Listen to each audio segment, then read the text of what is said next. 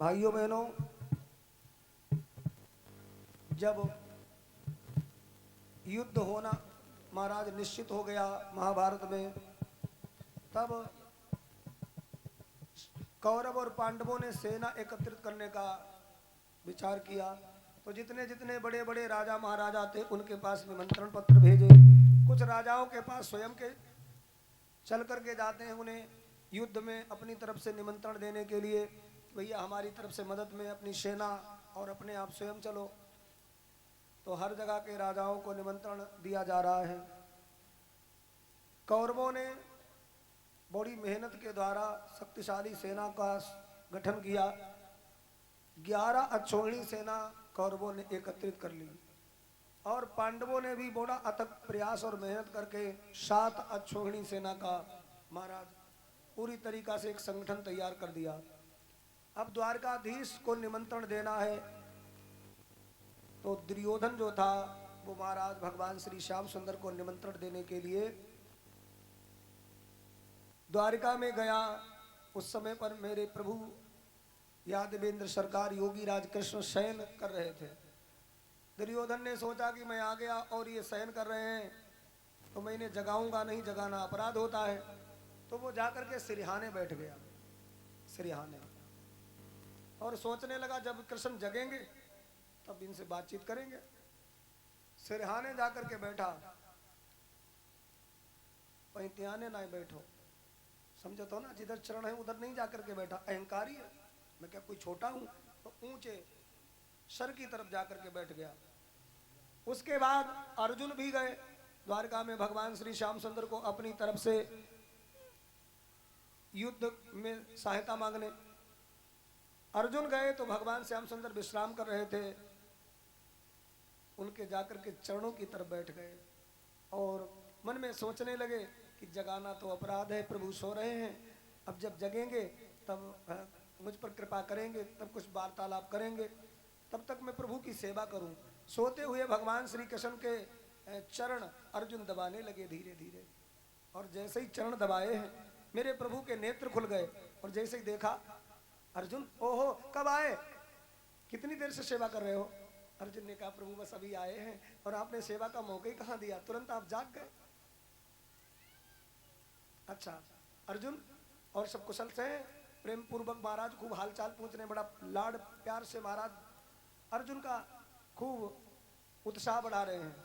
और ये सब देख करके पीछे बैठा दुर्योधन जल गया, कहने लगा केशव, इस अर्जुन से पहले तो मैं आया हूं, आपने मेरा हालचाल नहीं पूछा, और अर्जुन का हालचाल पूछ रहे हो बड़े प्रेम से।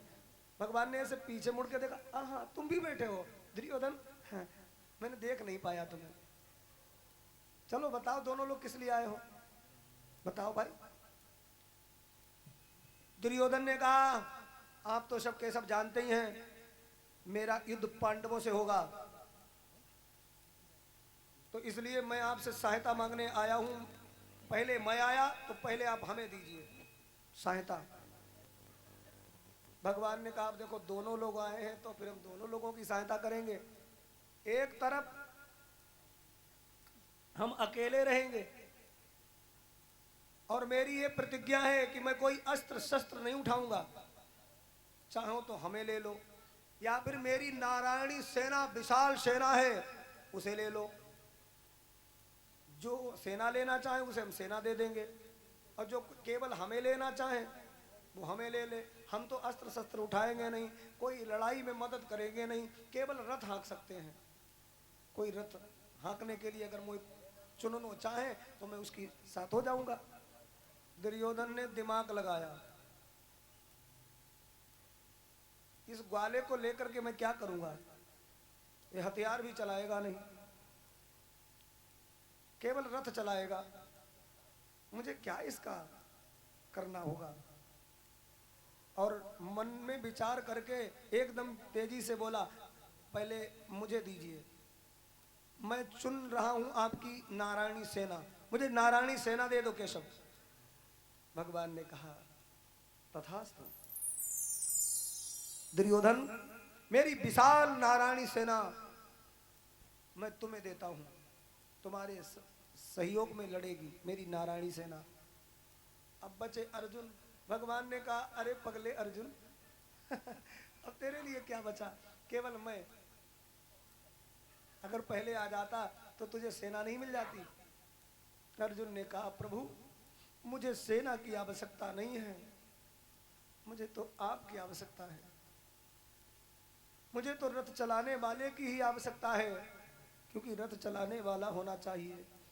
देखो जिसका पथ प्रदर्शक बढ़िया होता है, जिसका गाइडेंस अच्छा होता है, जिसका मार्गदर्शक अच्छा होता है, वो सेना मंजिल को पा लेती है।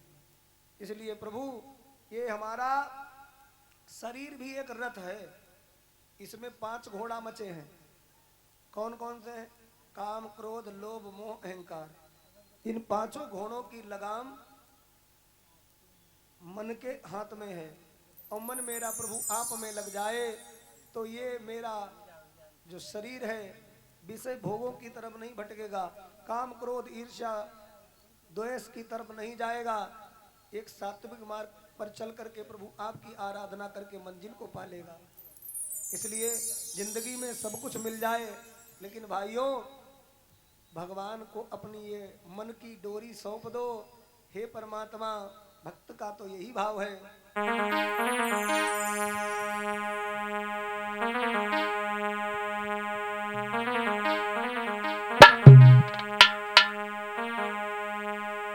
देखना इंद्रियों के न घोड़े भगे,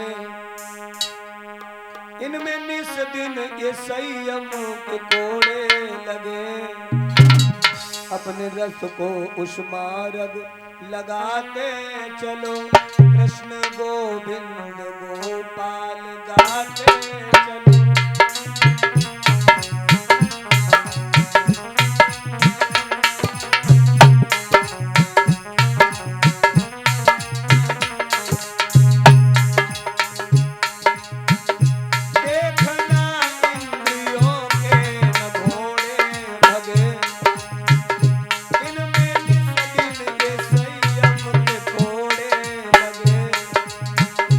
अपने रथ को उस मार्ग लगाते चलो, कृष्ण गोविंद गोपाल गाते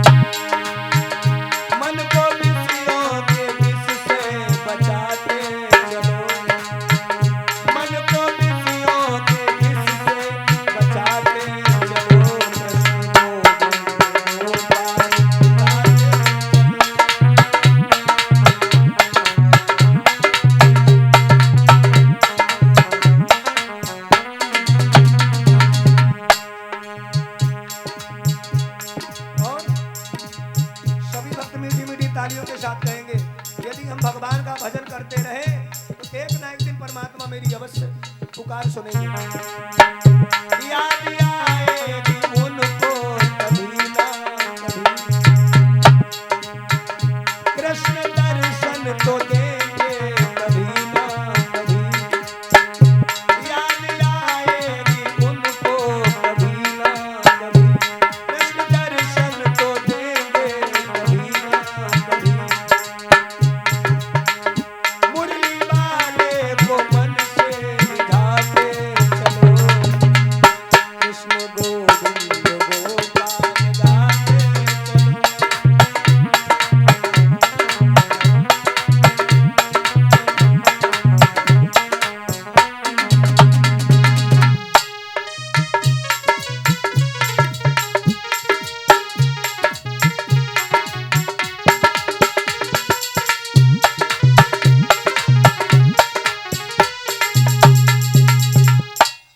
अर्जुन ने कहा प्रभु मुझे तो रथ चलाने वाला ही चाहिए, मेरी तरफ से आप मेरा रथ चलाते रहना। भगवान ने कहा ठीक है।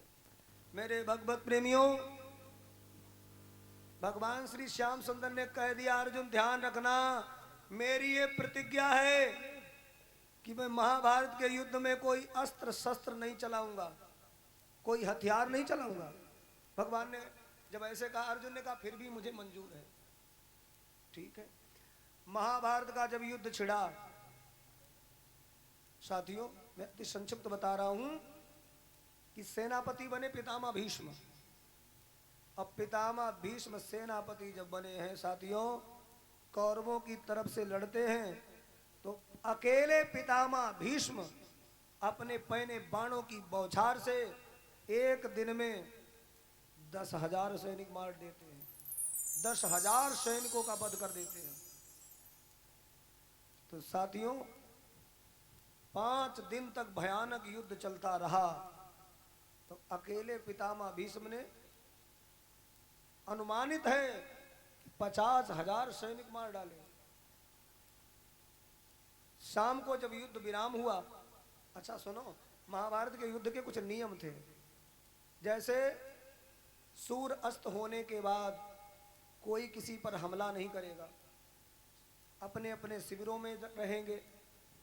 और सुनो, निहत्थे पर कोई हथियार वाला वार नहीं करेगा, हाथी से हाथी वाला लड़ेगा, घोड़े से घोड़े वाला लड़ेगा, पैदल पैदल सेना लड़ेगी, ध्यान देना।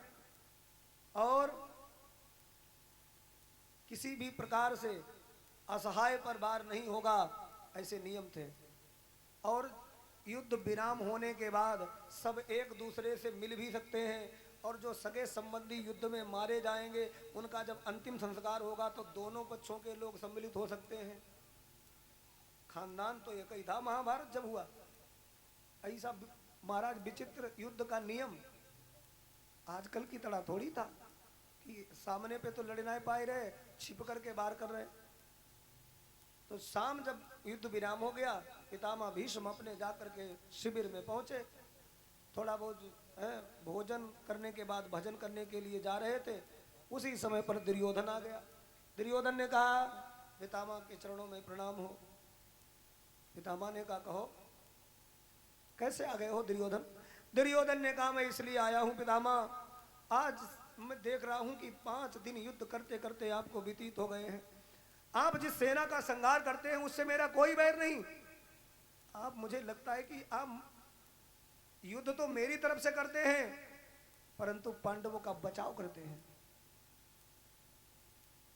पितामह भीष्म ने कहा दुर्योधन चले पर नमक मत छिड़को, मैं पूरी शक्ति से युद्ध करता हूं। तो कहा पितामह मुझे लगता नहीं है, मेरी हृदय की आग जब शांत होगी, जब इन पांडवों में से कोई एक योद्धा मारा जाए। मेरे असली दुश्मन तो पांडव हैं, आप पांडवों को तो मारते ही नहीं हो। पितामह भीष्म ने कहा दुर्योधन यदि ऐसी बात है, तुम्हें मेरे ऊपर संदेह लग रहा है, तो मैं आज ये प्रतिज्ञा करता हूं दुर्योधन कि कल के युद्ध में जब घमासान होगा तो मैं 5 पांडवों में से किसी ना किसी एक पांडव का वध कर दूंगा। दुर्योधन मन ही मन में खुश हुआ, जय हो पितामह, बहुत यही तो हम सुनना चाहते थे, यही तो मेरी मन की इच्छा थी। और आप प्रतिज्ञा कर लेते हो, फिर आप प्रतिज्ञा भूलते नहीं हो, आप प्रतिज्ञा निभाते हो। अब दुर्योधन मन ही मन खुश हो गया, कोई ना कोई पांडव कल के युद्ध में मारा जाएगा। लेकिन हाथ जोड़ के बोलो पितामह हमें विजय का आशीर्वाद दे दो। पितामह ने कहा विजय श्री का आशीर्वाद तुम्हें नहीं मिल सकता। तुम लंबी आयु जीना चाहते हो तो आज रात्रि व्यतीत होने जो, जब ब्रह्म मुहूर्त हो जाए तो अपनी धर्म पत्नी भानुमति को भेज देना मेरे शिविर में। मैं ब्रह्म मुहूर्त में भजन पर बैठूंगा, और उस समय पर यदि आपकी पत्नी भानुमति आ जाए दुर्योधन मुझे प्रणाम करने, तो मैं उसे सौभाग्यवती का आशीर्वाद दूंगा, सौभाग्यवती भव। और वो तुम्हारी पत्नी को आशीर्वाद मिलेगा, लेकिन वो लगेगा किसे आशीर्वाद? तुम्हें। अरे भाई नारी को कोई आशीर्वाद दे जाकर तुम सदा सुहागिन रहोगी, हैं? सदा सुहागिन रहोगी, तो वो आशीर्वाद तो पत्नी को मिलो, लेकिन वो काम किसके लिए करी? पति के लिए। क्योंकि जब पति जिंदा रही तब ही तो सदा सुहागिन हो। सदा सौभाग्यवती हो। दुर्योधन ने कहा पितामह अब आप विश्राम करो और मैं सवेरे अपनी धर्मपत्नी भानुमति को भेजूंगा। दुर्योधन चला गया। इधर भाइयों पितामह भीष्म की प्रतिज्ञा से पांडवों में खलबली मच गई। अब क्या होगा?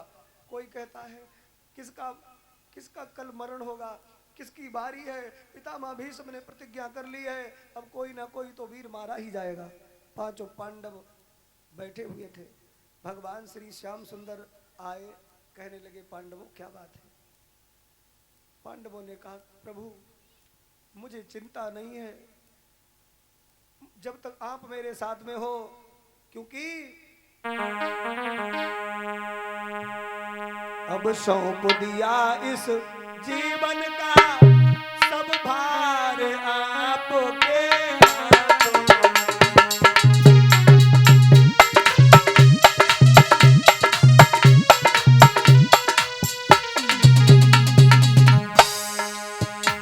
अब सौंप दिया इस जीवन का सब भार आपके हाथों में। है जीत आपके हाथों में और हार आपके हाथों में।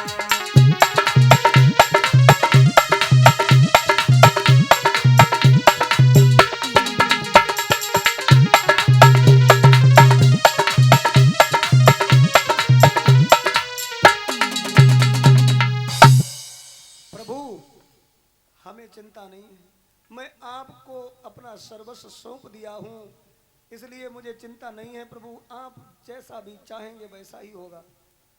भगवान ने कहा तुम लोग हमारे लिए इतना विश्वास किए हो मेरे ऊपर, तो मैं उस विश्वास को खत्म नहीं होने दूंगा। भगवान का एक प्रण है, करहूं सदा तिनकी रखबारी, जिम बालक राखई मातारी। जैसे एक माता अपने बच्चे को हर प्रकार से सुरक्षा देती है, ऐसे ही भगवान अपने भक्तों की सुरक्षा किया करते हैं।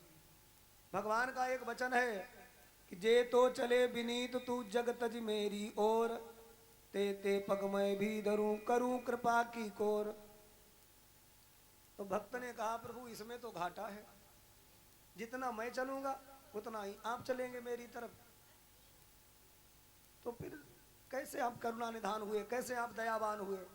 भगवान ने कहा तुम घबराओ नहीं, एक चरण तेरो परे, तुम मम हित चित पे छूछ, और मेरो चरण बढ़ाई वो राजा बलि से पूछ। तुम एक चरण मेरी तरफ चलोगे तो मैं भी एक चरण तुम्हारी तरफ चलूंगा, भगवान कहते हैं। तो भक्त ने कहा फिर मेरा कल्याण कैसे होगा, हम तो एक बार चरण रखेंगे और कभी कभी भटक भी जाएंगे रास्ता। भगवान ने कहा रास्ता नहीं भटकने दूंगा। एक चरण तेरो परे मम हित चित पे छूछ, और मेरो चरण बढ़ाई वो राजा बलि से पूछ। मैं विराट रूप बना करके अपने भक्त को गोद में उठा लूंगा। भगवान ने कहा पांडवों आराम से सो जाओ, कल जो होगा सो देखा जाएगा। निश्चिंत होकर के पांडव अपने अपने शिविरों में जाकर के विश्राम करने लगे। और मेरे प्रभु को नींद नहीं आई, रात्रि में सोने का नाटक करते हैं परमात्मा। और भक्त की बड़ी चिंता है। जब वो ब्रह्म मुहूर्त का समय हुआ तब द्रौपदी के पास में प्रभु गए, कहने लगे बहन द्रौपदी, द्रौपदी अरे बहन उठो। द्रौपदी ने कहा भैया रात्रि है। भगवान बोले रात्रि नहीं है, सवेरा हो गया। और मेरी बात मानो देवी, क्या तुम्हें इस बात की जानकारी नहीं है कि पितामह भीष्म ने आज जो युद्ध होगा मैदान में कुरुक्षेत्र में, उसमें किसी ना किसी एक पांडव को वो मार देंगे, इसलिए मैं तुम्हें जानकारी देने आया हूं। बहन द्रौपदी ने कहा भैया तो मैं क्या करूं, ध्यान देना। एक सुंदर रचना मेरे द्वारा लिखी गई है, इस सुंदर से भजन के माध्यम से सुनिए।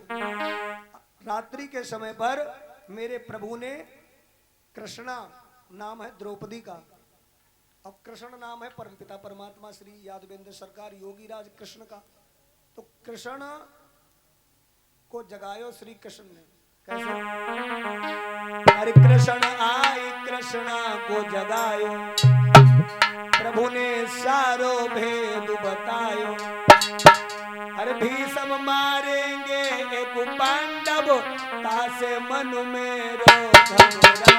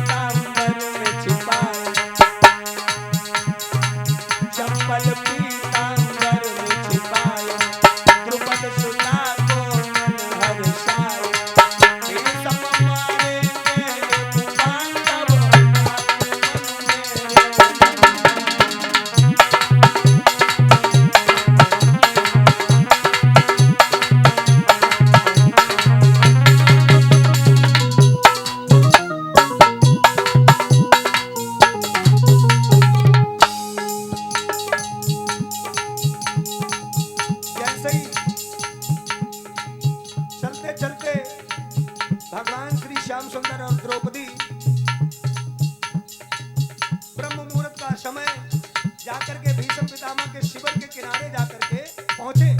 भगवान कन्हैया ने इशारा किया,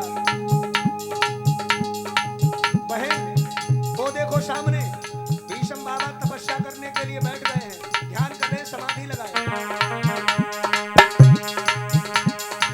देखा भीष्म जी बैठे हैं, प्रभु में ध्यान लगाए हुए, आशीर्वाद लेने को जाओ बहना, अपना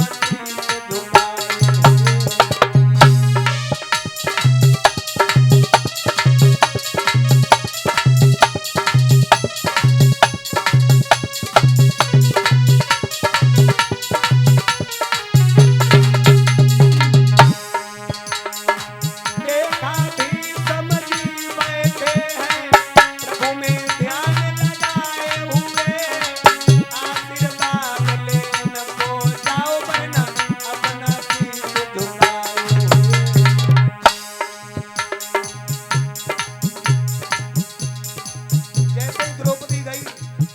पितामह भीष्म के चरणों में जाकर के महाराज सर झुका करके प्रणाम किया। पितामह भीष्म के नेत्र खुल गए। उनको तो ये लगा कि दुर्योधन की पत्नी भानुमति आई है। तुरंत आंखें खोल दी और आशीर्वाद दिया। क्या भीष्म बाबा वचन सुनाओ, सदा सुहागिन तुम हो जाओ। भीष्म बाबा वचन सुनाओ, सदा सुहागिन तुम हो जाओ। भीष्म मारेंगे एक पांडव, आके मन में रख जाओ।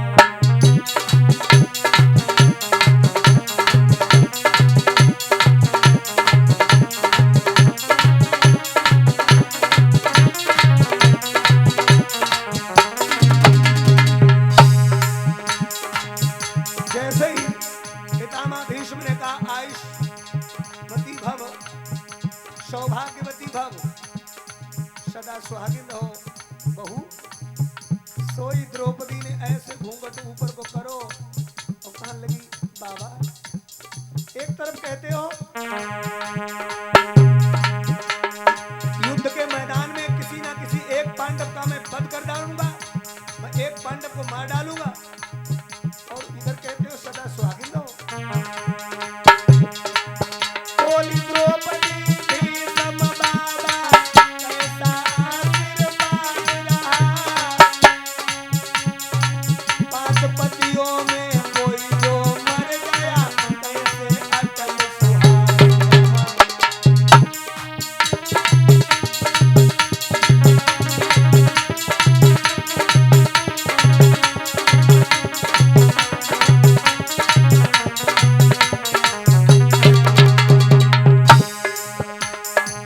बोली द्रौपदी भीष्म बाबा, कैसा आशीर्वाद रहा, पांच पतियों में कोई जो मर गया, कैसे अटल सुहाग रहा। भीष्म पितामह ने देखा द्रौपदी है, मैंने तो दुर्योधन की पत्नी भानुमति को बुलाया था, तुझे कौन लाया? भीष्म बोले कौन तुझे लाया, जल्दी से बोल। भीष्म बोले कौन तुझे लाया, क्योंकि मेरे घर की कोई भी बहू रात्रि के समय पर अकेले नहीं जाती कहीं, और तुम रात्रि में आई हो, कौन तुम्हें लाया? द्रौपदी बोली कोई ना। अच्छा, कोई तो लाया होगा।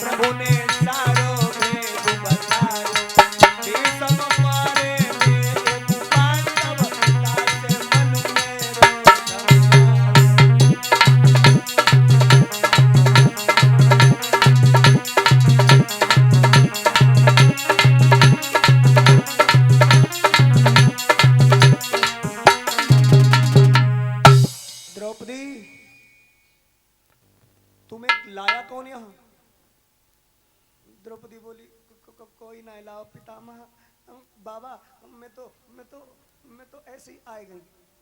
पितामह बोले मेरे घराने की बहुएं रात्रि में कहीं अकेले नहीं जाती, तुमने मर्यादा भंग की है। सोई द्रौपदी मन में सोचने लगी अब क्या करें। बोली भगवान ने मना किया था हमें मत बताना।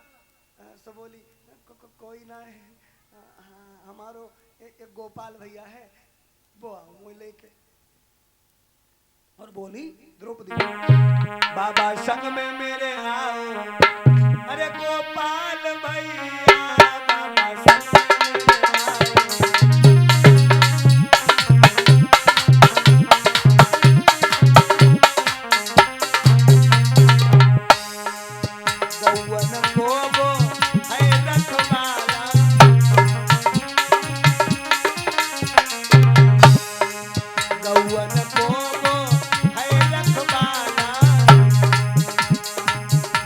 संग में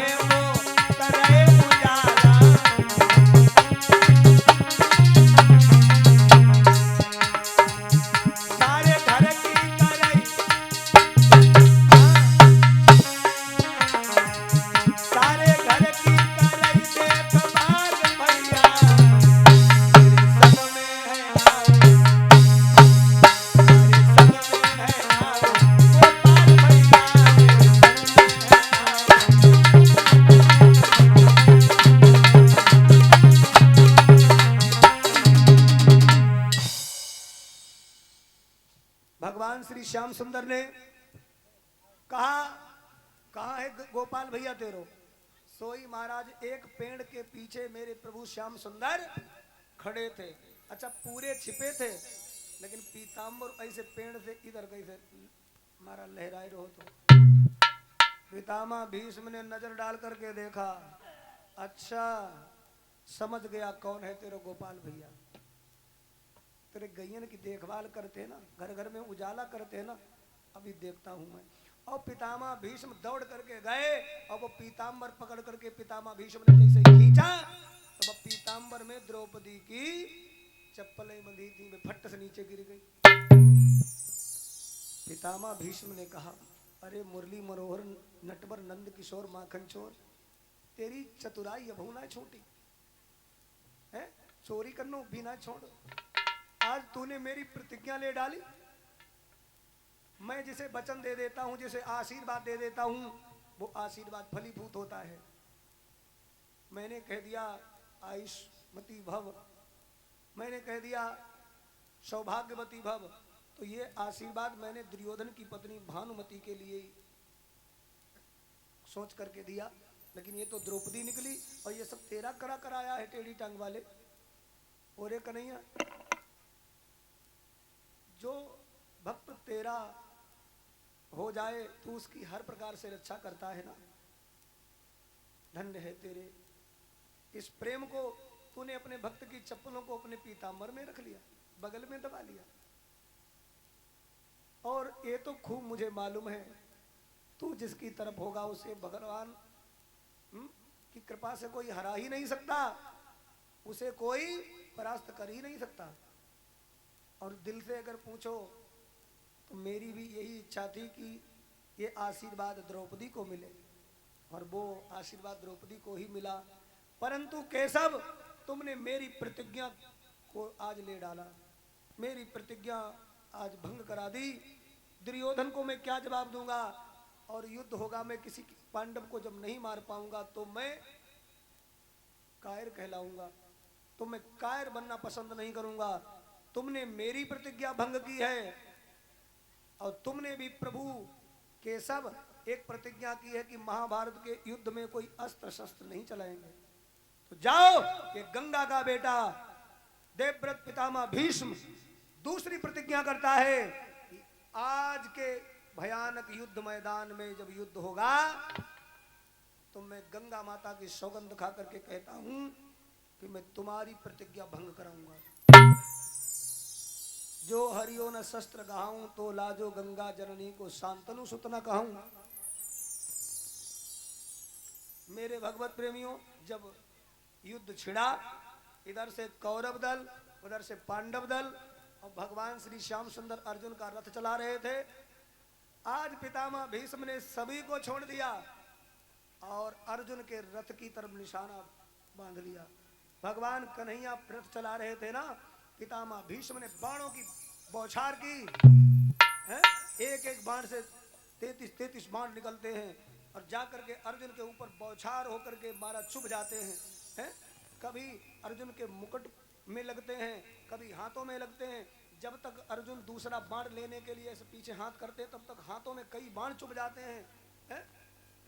कभी मारा सीधे होते हैं तो इधर बाण, कवच टूट गया, मुकुट कहीं जाकर के गिर रहा है? हाथों में बाण चुभ रहे हैं। 2-1 बाण तो पितामह भीष्म ने सारथी कृष्ण भगवान की तरफ छोड़ दिए।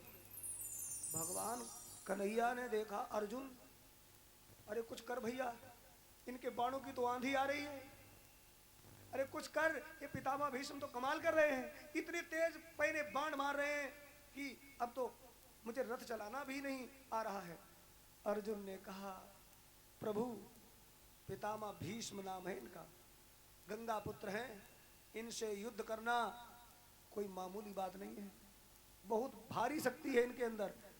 और प्रभु मैं क्या करूं, जब तक मैं बाण निकालने के लिए हाथ बढ़ाता हूं तब तक कई बाण मेरे चुभ जाते हैं, मैं तो असमर्थ हूं, मैं बाण चला ही नहीं पा रहा हूं। मैं धनुष उठाता हूं, धनुष को ये कतर डालते, मैं क्या करूं, अब मेरे बस की बात नहीं है प्रभु, मैं क्या करूं।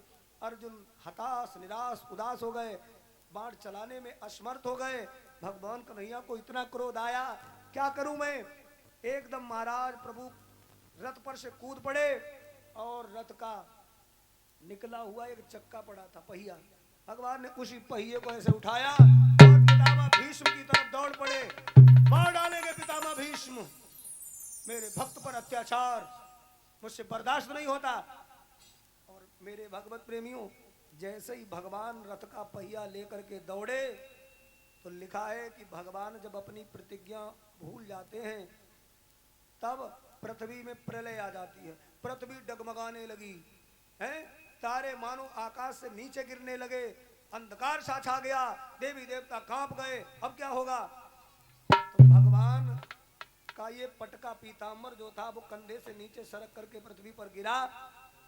मानो उस पीताम्बर ने पृथ्वी माता को धैर्य बंधाया, देवी तुम रसातल में मत चली जाना, भगवान अपनी प्रतिज्ञा भूले नहीं हैं, अपने भक्त पितामह भीष्म का मान बढ़ाने के लिए भगवान अपनी प्रतिज्ञा तोड़ रहे हैं।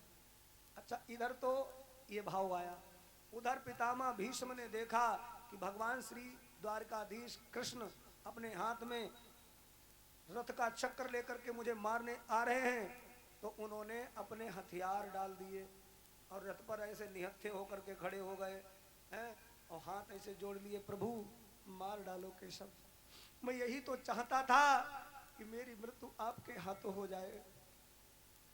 प्रभु अब ये रथ का जो पहिया लेकर के दौड़े, इसे सुदर्शन चक्र बना करके मेरा धड़ और सर अलग अलग कर दो, क्योंकि इतना तो करना स्वामी जब प्राण तन से निकले, और गोविंद नाम कहे कर मेरे प्राण तन से निकले। प्रभु धन्य है आप, आपने अपने भक्त पितामह भीष्म का मान बढ़ाने के लिए अपनी प्रतिज्ञा को तोड़ दिया, यही तो मैं चाहता था। और सच है लोगों, भगवान अपने भक्तों के लिए अपनी प्रतिज्ञा भूल जाते हैं। लिखा भी है एक सुंदर भजन, भगवान कहते हैं, ताली बजा करके कहेंगे, अरे प्रबल प्रेम के पाले पड़कर, अरे प्रभु का नियम बदलते देखा।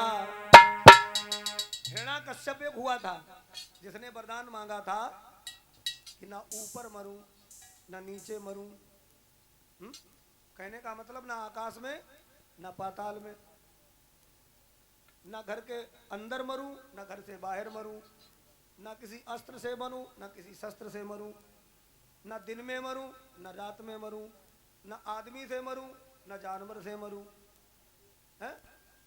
किसी से मरने की महाराज गुंजाइश ही नहीं छोड़ी।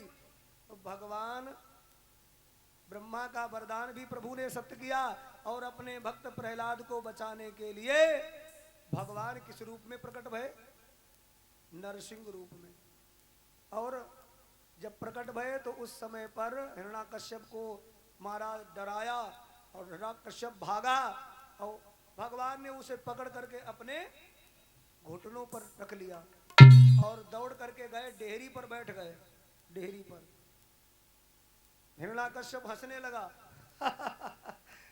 आप मुझे मार नहीं सकते क्योंकि मैं ब्रह्मा का वरदानी हूं, ना मैं आकाश में मरूंगा ना मैं पाताल में मरूंगा।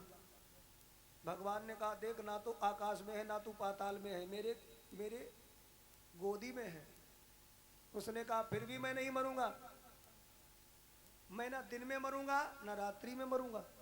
भगवान ने कहा ना पूरा दिन है ना पूरी रात है, बीच को संध्या को समय है, सूर्य अस्त होने वाले हैं। हिरण्याकश्यप ने कहा फिर भी मैं नहीं मरूंगा, ना मैं किसी नर से मरूंगा ना मैं किसी पशु से मरूंगा। भगवान ने कहा देख ना तो मैं पूरा नर हूं और ना मैं पूरा पशु हूं, इतना शरीर है आदमी का और महाराज पंजे और मुख सिंह का है, नरसिंह हूं मैं। उसने कहा फिर भी मैं नहीं मरूंगा क्योंकि मैं साल के 12 महीनों में भी वरदान मांग चुका हूं, नहीं मरूंगा।